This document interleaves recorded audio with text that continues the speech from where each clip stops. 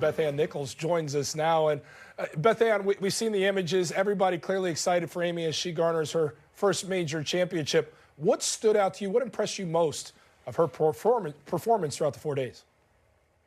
Well, to win at Sahale, first and foremost, you have to drive the golf ball well.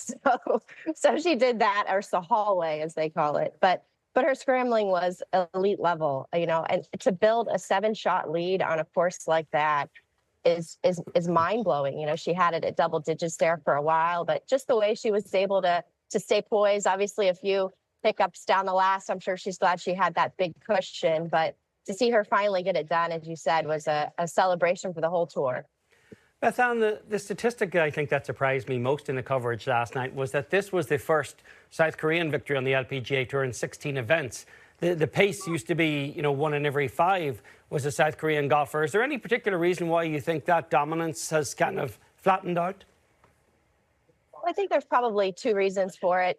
First of all, the rest of the world is catching up. We're seeing, you know, a strong presence from China now, Thailand, Japan, obviously, sending a lot of strong players over. But also, I think some Korean players are staying back and choosing to play on the KLPGA. You know, a lot of players after COVID choosing to reprioritize things a little bit and play closer to home. And the competition is great. It's a lot easier to get around, easier for travel. You can stay close to your family.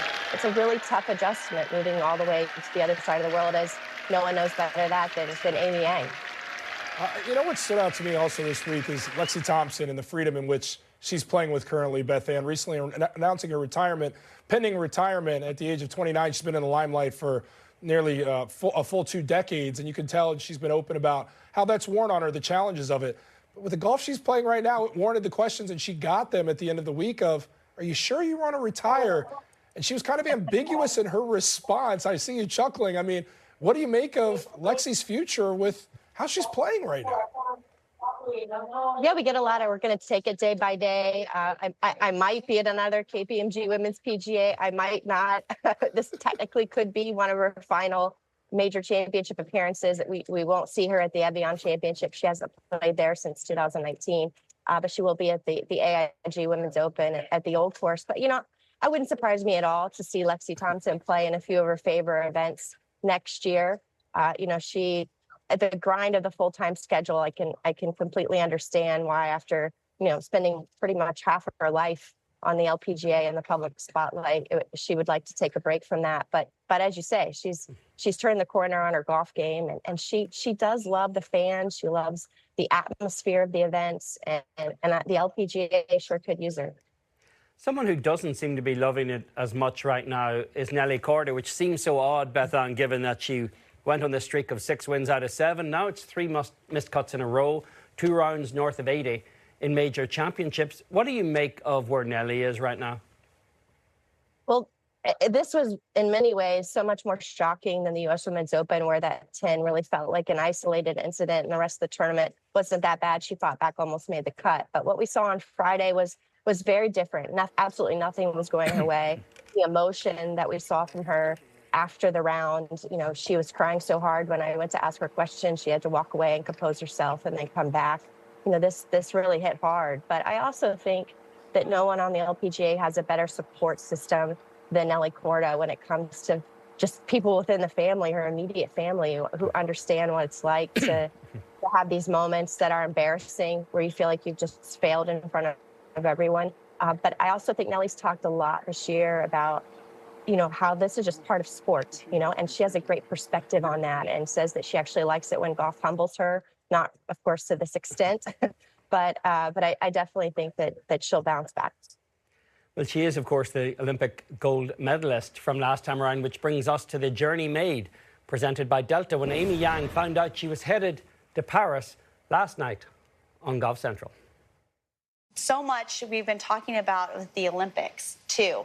How much of making, you know, the South Korean team really, you know, was part of your goal? Maybe not just today, but this entire season. I thought about this since last year, and it's a great honor to be representing South Korea, where I'm from, and people love golf and support women's golf a lot, and I'd love to be in the team. And here is one of the toughest teams to make in all of Olympic sport, the South Korean women's golf team. Amy Yang getting that second spot on the roster. U.S. team not to be outdone. That group is set as well, and you do not see four names as we saw in 2021 in Tokyo Games. Obviously, the reigning champion Nelly Korda, Lilia Vu, and Rose Zhang. So a very impressive group there set as well. Your reaction, Beth Ann, to the teams now firmly out for the public to digest here on Monday morning? Well, I'm thrilled for Amy Yang. You know, this very well, like Lydia Ko has said often, could be her last chance to play in Olympic Games if she was close to retiring. Amy Yang, that is, not too long ago. So, you know, I think that's for her to have this final opportunity potentially is fantastic. But also, you know, I'm looking further down the list, which we didn't see there. It was a heartbreaker for Allie Ewing. She finished number 16 in the Rolex ranking. Of course, you have to move into the top 15 to get that automatic fourth spot for Team USA. So really, really tough for, I'm sure, Allie Ewing to swallow. She obviously had a great run that started at the U.S. Women's Open there with 3 top 5 finishes in a row. But, you know, it's unusual. This is the first time we've ever had a country not have 4 representatives from any country. So at the Olympic Games. So it just shows really how deep the tour is right now. It was such a charming reaction from Yang last night as well when she found out this news, Beth Ann. And once in a while, we'll see men treated almost as an inconvenience. It's just another week on the road. Does it mean more to women to play the Olympic Games because every opportunity to promote women's golf has to be grasped? I think 100%. I think it especially means more to international players because when you win a gold medal in a country like South Korea, as Inbee Park will attest, it didn't matter that she'd won 7 major championship titles. When she became a gold medalist, her fame went to a whole new level, and it's going to be the same for players from Japan, Thailand, China.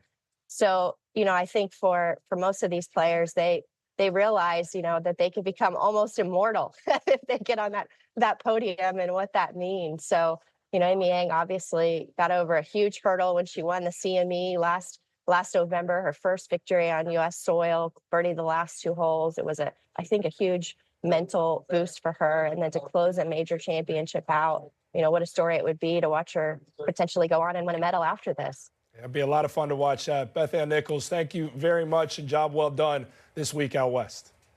Thank you so much.